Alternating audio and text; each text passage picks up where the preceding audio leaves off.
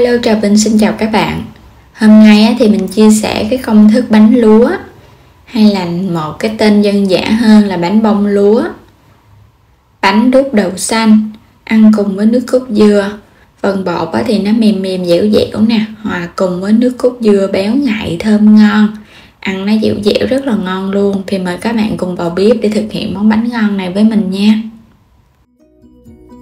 Ở đây thì mình chuẩn bị 100g đậu xanh. Đậu xanh này là mình mua cái loại mà còn vỏ vậy nè. Các bạn vo rửa cho sạch rồi mình ngâm qua một đêm. Ngâm xong rồi thì mình xả lại. Thì phần đậu này mình đã xả cho nó sạch rồi á. Bây giờ mình sẽ đem đi nấu.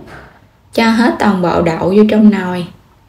Các bạn sẽ cho thêm nước để mình nấu cho đậu nó chín. Bắt lên bếp thì đậu này mình nấu khoảng 10 đến 15 phút nha. Tiếp theo thì mình chuẩn bị 200g bột gạo, thì các bạn dùng bột gạo nào cũng được. 30g bột năng là tương đương 2 muỗng canh vung. 100g đường, chút xíu muối. 200ml nước cốt dừa thì mình để riêng qua. Một ít hành lá để chút mình làm dầu hành. Và đây là 400ml nước cốt dừa nè, mình pha vô bột nha. Rồi bây giờ thì mình sẽ múc bột gạo nửa muỗng canh thôi. Cho vô trong nồi để chút nữa mình thắng nước cốt dừa. Phần còn lại cho hết vô trong thau. Bột năng thì mình lường bằng 2 muỗng canh vung là tương đương 30g. Cho vô hết vô trong thau luôn nha. Bột năng các bạn đừng có cho nhiều quá bánh bị dai. Cho muối vô luôn. Còn chút xíu muối mình cho vào bên nước cốt. Đường thì mình sẽ cho vào trong nước cốt dừa 2 muỗng canh vung. Phần còn lại cho vô thau bột. Cho hết 400ml nước cốt dừa vô trong thau. Khuấy đều lên để hòa tan phần bột này. Bột này thì các bạn phải có thời gian nghỉ bánh nó mới ngon. Phần này thì mình cho vào trong nồi để mình thắng nha. Cái nước cốt dừa mà các bạn thắng á, nó sẽ đậm hơn cái nước cốt mà nó pha bột. Vậy thì nó mới ngon. Rồi để bột ở đó, các bạn đi cắt hành lá. Mình sẽ cắt ra thật là nhuyễn nhỏ nhỏ vậy đó. Rồi để chút nữa mình làm dầu hành. Cho hết vô trong chén. Cho vào chút xíu muối cho nó đậm đà hơn. Cho dầu đã sôi vô nha. Vậy là mình có được một chén dầu hành rồi đó. Quay trở lại nồi đậu thì mình đã nấu được 15 phút. Bây giờ hạt đậu nó nở bung ra. Thì mình thấy nó chín mềm vậy là được rồi. Nếu không nấu thì các bạn cũng có thể hấp cũng được nữa. Rồi bây giờ bột mình để được nửa tiếng. Cho bột nở ra thì khuấy đều rồi cho vô trong chảo để mình đi lấy trùng bột. Cho vào 1 muỗng canh dầu ăn. Cho hết toàn bộ cái phần đậu xanh vô. Rồi bây giờ mình sẽ khuấy với lửa nhỏ. Khuấy đều tay để cho bột của mình nó chín á. Nó không có bị đóng cục. Nếu các bạn để lửa lớn quá mà khuấy không kịp là dễ bị ốc trâu nha. Mình khuấy hồi bây giờ bột nó cũng hơi sệt sệt rồi nè. Các bạn cứ khuấy tiếp đến khi nào mà bột nó đặc sệt và nó tụ thành một khối thì bánh mới đạt. Bột gạo thì cũng dễ khuấy lắm. Bây giờ bắt đầu mình thấy nó khô rồi nè. Thêm chút xíu nữa.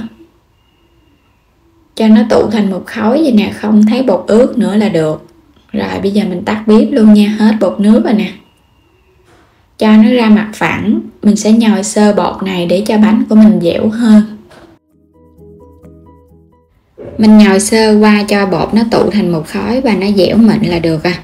Bây giờ mình sẽ lấy viên bột, các bạn sẽ vo cho nó dài ra. Thì mình xe cho nó hơi dài dài và nó tròn tròn vậy nè. Rồi mình cho qua cái sửng. Thì cái khuôn hoặc là các bạn lót cái miếng lá chuối á. Hoặc là nhớ thoa dầu, không thôi là nó bị dính nha.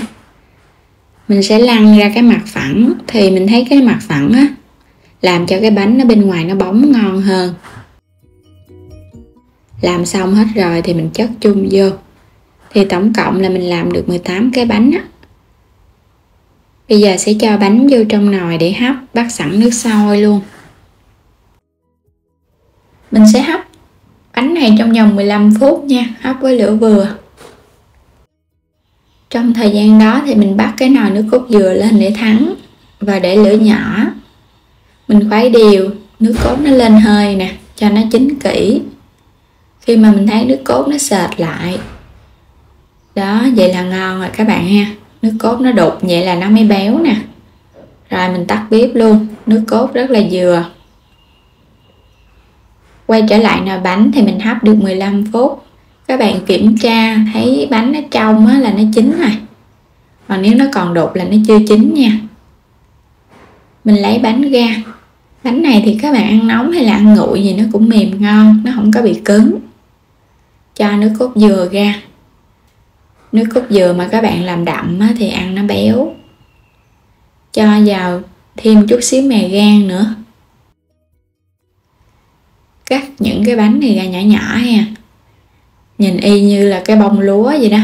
Nó xen lẫn cái phần đậu xanh á. Đậu xanh mà các bạn làm đậu xanh hạt vậy nè, làm nó mới giống. Còn nếu mà làm cái đậu xanh mà không có còn vỏ thì nhìn nó không có được giống lắm. Cuối cùng là mình cho lên một ít dầu hành. Chan thêm lên nước cốt dừa nữa. Nước cốt dừa của mình ngon quá à. Nó có cái độ béo nè. Và mình thấy cái độ sệt nó cũng vừa nữa. Không có bị quá sệt mà cũng không quá lỏng. Vậy là mình đã hoàn thành xong cái món bánh đúc đậu xanh hay là bánh bông lúa. Rồi mình mời các bạn cùng thưởng thức nha. Nó có cái độ béo nè. Các bạn ăn vô đậu xanh nó bùi bùi, ăn nó bột bột. Và hòa cùng với cái vị béo thơm của nước cốt dừa nữa. Thơm thơm thon thỏn cái mùi dầu hành.